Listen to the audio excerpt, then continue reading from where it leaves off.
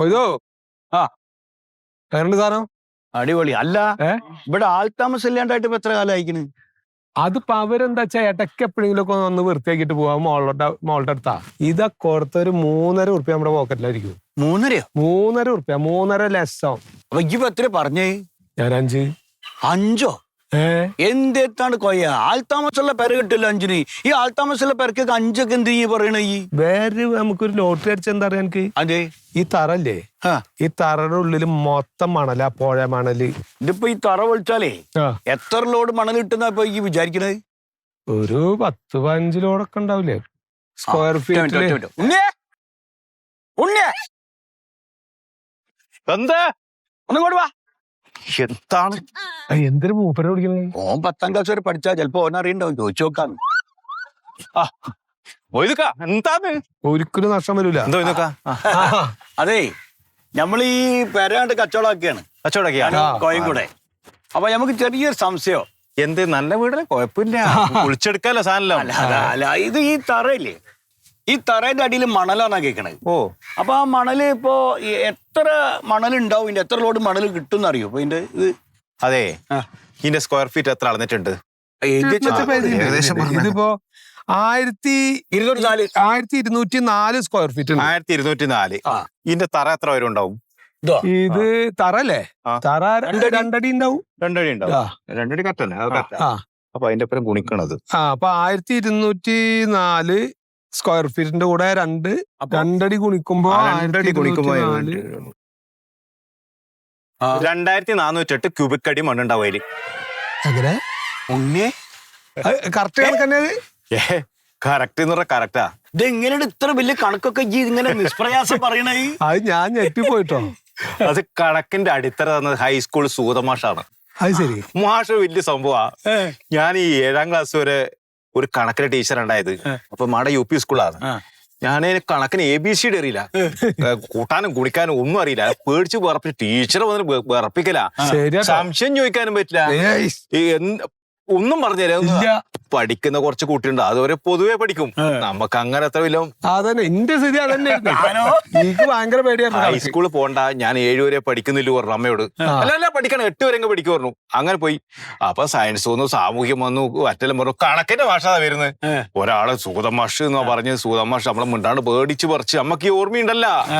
അതെ, വന്നിട്ട് കണക്ക് തുടങ്ങുമ്പോ കണക്ക് തുടങ്ങുന്നില്ല, എന്തൊക്കെയോ തമാശ എല്ലാം പറഞ്ഞ കൗതുകത്തിലൂടെ കണക്ക് അങ്ങനെ പറഞ്ഞത്. ഈ കണക്ക് പറഞ്ഞത് പോലെ നമ്മുടെ മനസ്സിലേക്ക് എങ്ങനെ വന്നുപോയി. പിന്നെ സുഗതമാഷ കാത്തിരിക്കും. മറ്റുള്ള സിലബസ് ഒന്നും അത്ര വലിയ വിഷയാക്കൂല. നമ്മളൊക്കെ സത്യശീല മാസ പഠിപ്പിച്ചു. ആലോചിക്കാൻ വയ്യ. ഹോംവർക്ക് ചെയ്തിട്ടുണ്ടോന്ന് ചോദിക്കുമ്പോൾ നമുക്ക് ഈ സുഗതമാസ ക്ലാസ് കുത്തിരുന്ന നമുക്കും അത്യാവശ്യം വിവരം വന്നിട്ടോ. ശരി തന്നെ, എനിക്ക് ആ ഭാഗ്യം കിട്ടിയിട്ടുണ്ട്. ഞാനിപ്പോ ഒരു കാര്യം ചോദിക്കട്ടെ, എത്ര ക്യൂബിക് പറഞ്ഞ്? 2408 ക്യൂബിക് അടി മണ്ണുണ്ടാവും. അത് നമുക്ക് എത്ര ലോഡ് മണ്ണുണ്ടാവും? ഒരു വണ്ടിയുടെ അളവുണ്ടല്ലോ, പല വണ്ടി. ആ വണ്ടീന്റെ നീളവും വീതിയും നമ്മള് വിളിക്കണ വണ്ടി ഏതാന്ന് ഇപ്പൊ മൂപ്പർക്ക് അറിയില്ലല്ലോ. തകർത്തോട്ട് എന്തായാലും ചായ മേടിച്ചിരുന്നുണ്ട്. അല്ല, ഞങ്ങൾക്ക് എന്താ വെച്ചാൽ ഇതിന്റെ ഒരു കണക്ക് കിട്ടിയിട്ടാണ് ഇതിനൊരു വില. ആയിക്കോട്ടെ.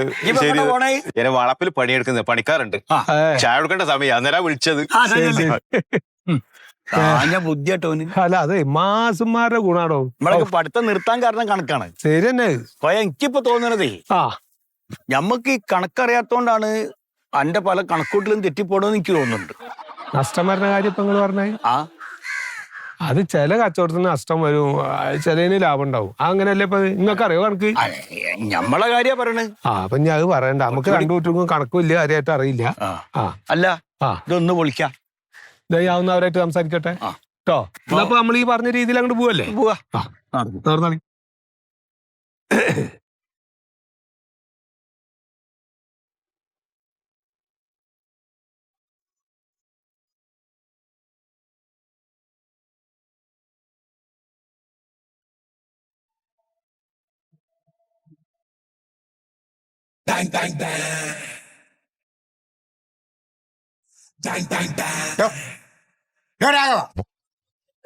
കൊറേ നേരം അതിലെ കണ്ണെടുത്ത് പത്രത്തിട്ടിട്ട് അതിൽ കിടന്ന് നിരങ്ങുന്നു. കഴിഞ്ഞോ? എന്താ വായിച്ചു കഴിഞ്ഞോ? എന്തേന്ന്? എനിക്കൊന്ന് വായിക്കണം. 9 രൂപ എടുത്തൊരു പത്രം മേടിക്കാൻ തനിക്ക് ഗതിയില്ലാത്തോണ്ടൊന്നല്ലോ ആണാ? 9 രൂപ? പിന്നെന്താ ഫ്രീ ആയിട്ട് കിട്ടുകയാണോ പത്രം? നീ രാവിലെ വരുന്നില്ല മന്മത, രാവിലെ വായിക്കുന്നില്ലേ? എടാ ഞാൻ കാശ് കൊടുത്ത് മേടിക്കുന്ന പത്രം എപ്പോ വായിക്കണമെന്ന് ഞാൻ തീരുമാനിക്കും. താൻ എന്നെ ഉണ്ടാക്കാൻ പഠിപ്പിക്കില്ലേ കേട്ടോ. 9 രൂപയല്ലേ മന്മത? 9 രൂപ അതുപോലെ ഒരു മാസത്തേക്ക് എത്രയായി ഒന്ന് കൂട്ടി? എത്രയായി കൂട്ട്? 270 ഉറുപ്പിയായി. ആ ആ 270 റുപ്യായി. എന്നാ ഒരു കൊല്ലത്തേക്ക് എത്രയായി ഒന്ന് കൂട്ടിയേ? കൂട്ടിയാ അങ്ങോട്ട് കൂട്ട നീ കൂട്ടറ. ഞാൻ കൂട്ട് അങ്ങോട്ട്. എത്ര കൂട്ട്? ഒരു വർഷത്തേക്ക് എത്ര കൂട്ടി പറഞ്ഞേ പറയ്. ആ 3255 ഉറുപ്പ്യ. എത്ര? 3255.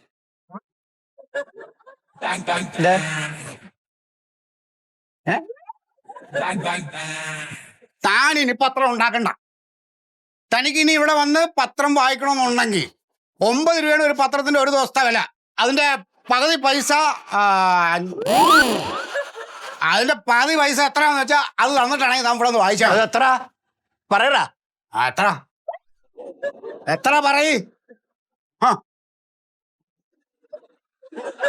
മന്മത,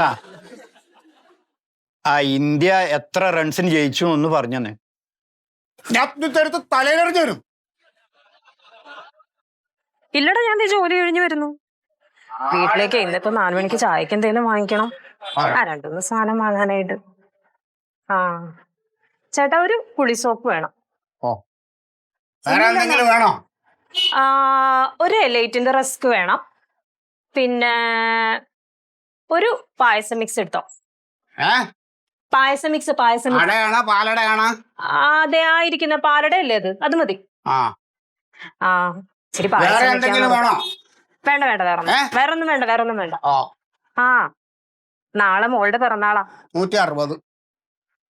എടാ ഒരു മിനിറ്റ് കേട്ടോ. കൂടുവാണോ? ഒരു മിനിറ്റ് ചേട്ടാ.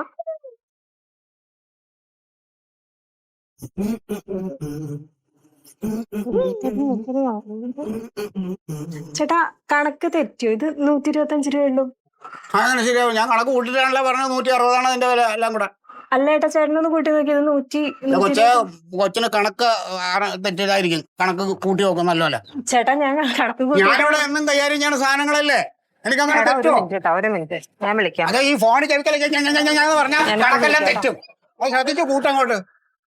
ചേട്ടാ ഞാൻ കണക്ക് കൂട്ടിയിട്ടാ പറഞ്ഞത്. ഇതിന്റെ അകത്ത് എഴുതിയിരിക്കുന്ന വിലയാ പറഞ്ഞേ. നോക്കിയിട്ട് പറ. പക്ഷെ ആ വില പ്രകാരമാണ് ഞാൻ പറയാ. ഇത് അടിച്ചിക്കണ വില എടുക്കാൻ പറ്റുള്ളൂ. അതിൽ കൂടുതൽ എനിക്ക് എടുക്കാൻ പറ്റത്തില്ല. ചേട്ടാ ഇതൊന്ന് കൂട്ടി നോക്കുന്നത്. ഇതിന്റെ അകത്ത് എഴുതിയിരിക്കുന്ന വിലയൊന്ന് നോക്കിക്കോ. കൂട്ടി നോക്ക് ചേട്ടാ, കൂട്ടി നോക്ക്. അപ്പൊ പറയാം. എല്ലാം കൂടെ 125 രൂപയുള്ളൂ. ചേട്ടൻ എപ്പോഴും കൂടുതലാ പറയുന്നത്. കൊച്ചേ, എന്തെങ്കിലും തോന്നിയ ദിവസം പറയല്ലേ. ഞാൻ എപ്പൊ കൂടുതൽ പറഞ്ഞത്? കറക്റ്റാണ്. ഞാൻ അതിലെ പറയാം കറക്റ്റാണെന്ന്. അല്ല നിനക്കതിട്ട് ഈ കുട്ടി പറഞ്ഞ കറക്റ്റാ.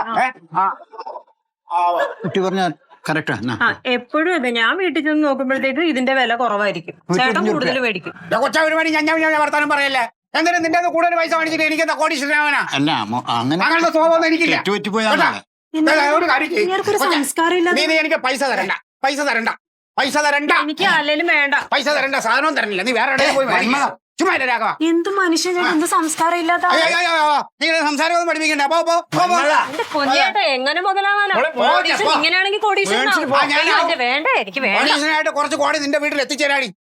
ചൂല കുറച്ചുകൂടി സംസ്കാരത്തിലോട് പെരുമാറണ്ടേ? സംസ്കാരം പഠിപ്പിക്കല്ലേ കേട്ടാ.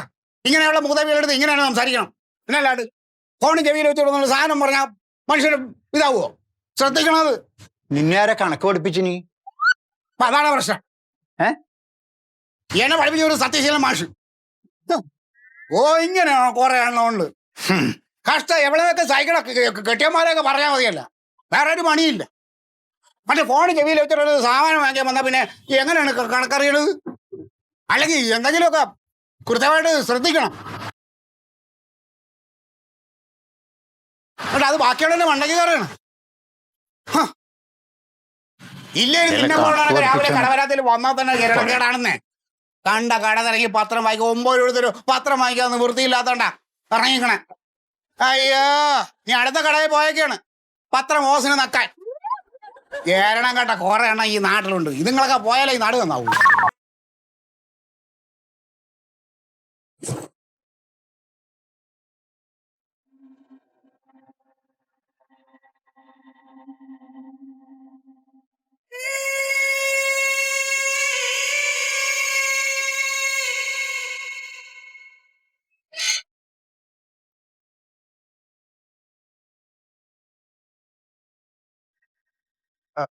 അതെ, ഇത്രയൊക്കെ ആയ സ്ഥിതിക്ക് അവർ തമ്മിൽ ഇഷ്ടമാണെന്ന് എന്നോട് പറഞ്ഞു.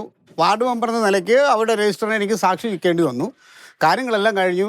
ഇനിയിപ്പോൾ നിങ്ങൾ പ്രശ്നങ്ങളൊന്നും ഉണ്ടാക്കാതെ അവരങ്ങോട്ട് സ്വീകരിക്കുക. രണ്ട് വീട്ടുകാരോട് എനിക്കതാ പറയാം. അത്രേ വേണ്ടു. നമ്മുടെ വാർഡ് മെമ്പറാണ് മന്മഥൻ. ഓന്റെ അഭിപ്രായമാണ് ഇപ്പൊ പറഞ്ഞത്. എന്താ എന്റെ അഭിപ്രായം? എനിക്ക് എന്റെ കുട്ടികളെയും വേണം, എനിക്ക് നിങ്ങളെയും വേണം. നിങ്ങളെന്താന്ന് വെച്ചാ മോളെ എന്നാലേ ഇതാണ് ഇപ്പൊ ഓന്റെ അഭിപ്രായം. എനിക്ക് വേറെ അഭിപ്രായം ഉണ്ട്. അതെന്താ വെച്ചാലേ ചെറുപ്പം മുതല് ഈ പ്രായം വരെ വളർത്തി ഉണ്ടാക്കിയത് ഞങ്ങളാ. അതിനിവിടെ ഒരു മെമ്പർമാരും ഉണ്ടായില്ല, നാട്ടുകാരും ഉണ്ടായില്ല. കാരണം മക്കളെ നോക്കേണ്ട മാതാപിതാക്കളാണല്ലോ. അപ്പൊ അത് വേണ്ടോളം ചെയ്തിട്ടുണ്ട്. ഇല്ലെങ്കിൽ അവള് പറയട്ടെ. അപ്പൊ ആ ഒരു സ്നേഹവും അവരോട് കാണിക്കേണ്ട ഒരു ബഹുമാനമൊന്നും ഇല്ലാത്ത ആൾക്കാർക്ക് പിന്നെ ഇവിടെ അഭയം കൊടുക്കണ വെച്ചാ അതിനുള്ള സ്ഥലമല്ല. ഇത് സത്രല്ല, എന്റെ വീടാ. പുതിയ കുട്ടികളല്ലേ, ഓരിഷ്ടല്ലേ, അതുകൊണ്ട് നടത്തി കൊടുക്കോ. ഏടോ ചെറുപ്പത്തിൽ ഞാനും പുതിയ കുട്ടിയായിരുന്നു. എന്റെ വാപ്പാക്കും ഉമ്മാക്കും ഈ ജാതി പണിയൊന്നും ഞങ്ങള് കാട്ടിയിട്ടില്ല. മനസ്സിലായില്ലേ? ഇതെന്താ പോകണേ? എന്താ പറ്റി റോട്ടിൽ നിന്ന് പോകണേ? മാന്യമര്യാദ കച്ചപ്പെടുന്ന് ഞാൻ കെട്ടിച്ചു കൊടുക്കല്ലേ വാപ്പേ? ഞാൻ എന്റെ വാപ്പ വെച്ചാ ഈ വേട്ടാവളി എന്റെ മോനെ എനിക്ക് കിട്ടുള്ള കേട്ടാന്. കുട്ടികളെ വളർത്തച്ച മാനായിട്ട് വളർത്തണ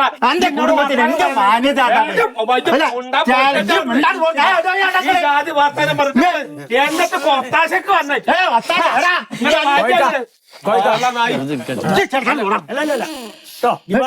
വേണ്ട. വല്ലാണ്ട് വർത്തമാനത്തിലേക്ക് പോകണ്ടെങ്കിൽ നിങ്ങളൊരു കാര്യത്തിൽ ഇങ്ങനെ കുട്ടികൾ വന്ന് നിൽക്കണം. ഈ നടു റോട്ടിലല്ലോ നിൽക്കണം. കണ്ടോ ഇവിടെ കണ്ട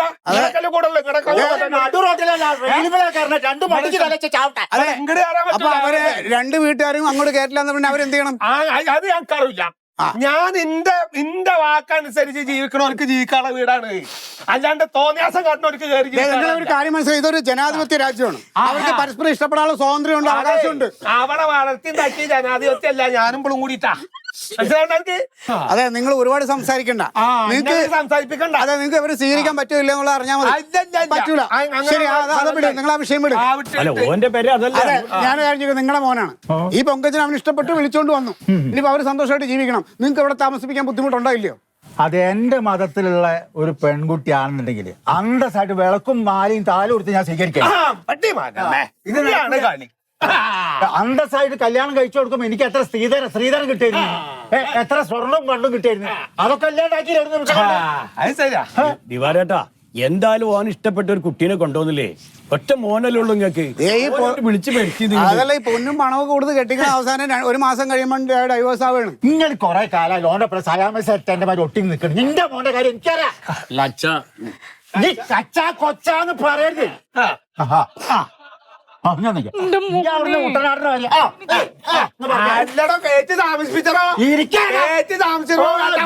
നിങ്ങൾ രണ്ടാളും സ്വീകരിച്ചില്ല എന്ന് വെച്ചിട്ട് അവര് പെരുവഴിയിലായി പോകുന്നെന്ന് ആരും വിചാരിക്കണ്ട.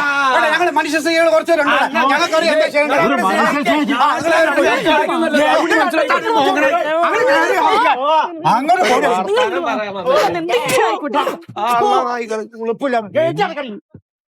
എന്ത് വീട്ടുകാരാണ്? മാന്യമായിട്ട് പറഞ്ഞാൽ മനസ്സിലാണെങ്കിൽ മനസ്സിലായിട്ട് വെച്ചിട്ടാണ് ഇത്ര നേരം മര്യാദക്ക് സംസാരിച്ചത്. അതിന് വിവരവും വിവേകവും വേണ്ടേ? ഇനിയിപ്പോ എന്താ ചെയ്യാ? തൽക്കാലം ഒരു എന്റെ പെരയിലേക്ക് വരട്ടെ. എന്റെ ചായ് പോയി അടക്കല്ലേ, ഞാൻ ആ വാടക കൊടുക്കണേ, അടക്കട്ടെ. അല്ലാണ്ട് പെരുവയിൽ ഇപ്പൊ നമുക്ക് നിർത്താൻ പറ്റില്ലല്ലോ വരെ. അങ്ങോട്ട് പോവാ. എന്താ പിന്നെ അങ്ങനെ ചെയ്യാം. വരും. ബാക്കി നമുക്ക് സമാധാനമായിട്ട് ആലോചിക്കാം. എങ്ങോട്ടാക്കി നോക്കിക്കണേ? അയാൾ ഇങ്ങോട്ട് വരുമൊന്നുമില്ല. അയാൾ പറഞ്ഞു പോരി, കേട്ടില്ലേ? അങ്ങോട്ട് പോരും കാര്യം. അല്ലാണ്ട് വേറെ വഴിയുണ്ട്.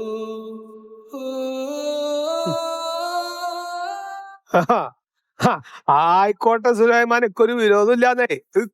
അതെ, എനക്കറിയാലോ ആക്കിന് പേർക്കുണ്ടാക്കി വളർത്തിണ്ടാക്കാൻ പറ്റോനെ. അത് മനസ്സിലാക്കി. കേട്ടോ, അതൊക്കെയും കഴിഞ്ഞ് ഞാൻ ഇന്നെ കൊണ്ട് ഇപ്പൊ വായിക്കില്ല. എന്നാലും ഞാൻ ഒരു ഇടങ്ങറ് ഇതേവരെ വരുത്തിയിട്ടില്ല. പറ്റൊക്കൊന്നും ഉണ്ടോ? അത് ഇജ്ജ് പറയും. പാപ്പ എന്നെ പറഞ്ഞു. അപ്പൊ നിങ്ങൾ ആരും പറഞ്ഞ് സമാധാനിപ്പിക്കണ്ട. ഞാൻ ഒറ്റ കാര്യം പറഞ്ഞല്ലോ, ഒരു സമാധാനത്തിൽ എന്റെ മുമ്പിൽ ജീവിക്കൂല.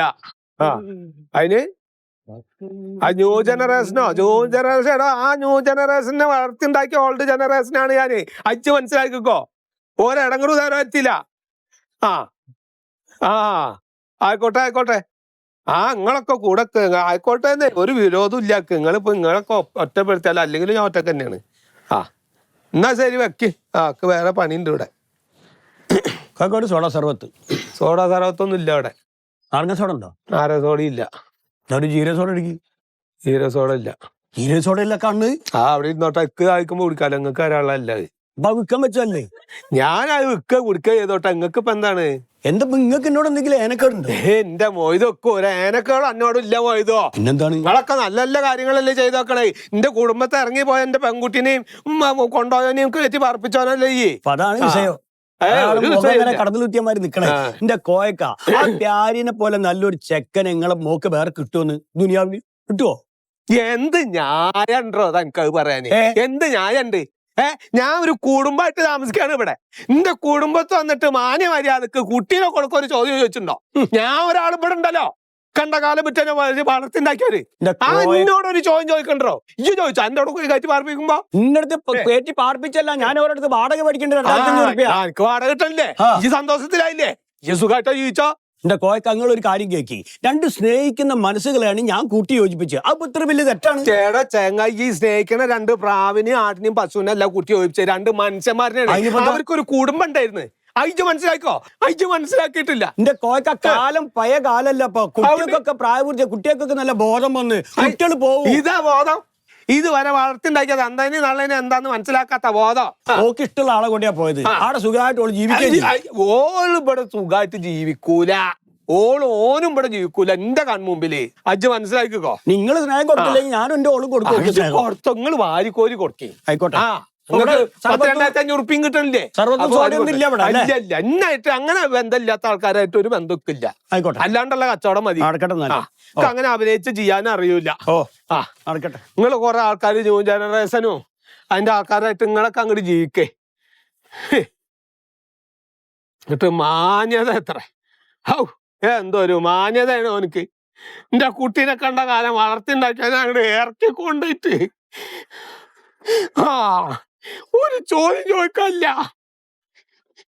എന്നിട്ട് മാന്യത പറയാൻ വരാ ഹാമുഖ്യങ്ങള്.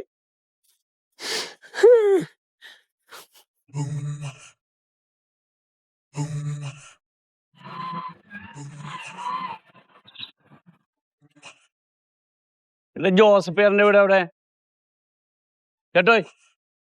ജോസഫ് പേരന്റെ വീട്? അതെ ആണോ? ആ സാറേ, ജോസഫിന്റെ വീടിന്റെ അവിടെ ഉണ്ട് ഞാൻ. മുന്നോട്ട് വരണോ? ഇവിടുന്ന് രണ്ടാമത്തെ ഗേറ്റ്, ജോസഫ് പേരന്റെ വീടിന്റെ അവിടെ നിന്ന് രണ്ടാമത്തെ ഗേറ്റ് അല്ലേ? എത്തി സാർ, എത്തി. എന്താ സുഖേട്ടാ? സുഖദേട്ടനൊന്നും കഴിച്ചിട്ടില്ല, ഭയങ്കര വിശപ്പുണ്ട്. അതിലെന്തെങ്കിലും ഉണ്ടെങ്കിൽ തിന്നാന്താടാ. ഇതിന്നാ ഇതാ ആളുകൾ ഓർഡർ ചെയ്ത് കൊണ്ടുപോയി കൊടുക്കാനുള്ളതാണ്. ഞാനെങ്ങനെ എടുത്ത് സുധേരന് പറഞ്ഞത്? വേണ്ട, ഒന്നും കഴിച്ചിട്ടില്ലടാ. വീട്ടിൽ പോയി കഴിക്കുന്നു. എന്റെ ഉള്ള പണികളല്ലേ. അറിഞ്ഞില്ലേ? അവള് പോയി. ആര്? എടാ മേരി ഇന്നിട്ടിട്ട് അവളുടെ വീട്ടിലേക്ക് പോയി. അയ്യോ, ഒറ്റക്ക? നീ സൂക്ഷിച്ചോ. നിന്നെ പോലെ തന്നെ വേറൊരു മതത്തിന്ന് പ്രേമിച്ച് കെട്ടിയോനാ ഞാൻ. നിനക്കറിയാലോ?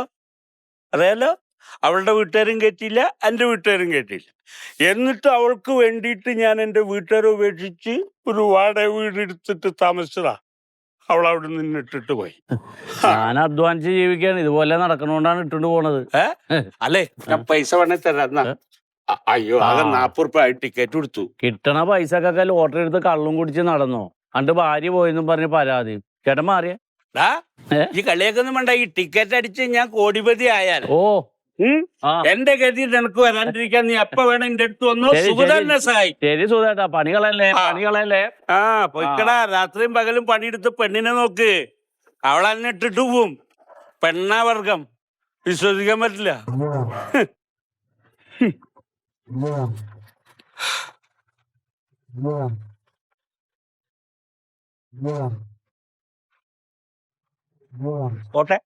പോട്ടെ. ഹായ്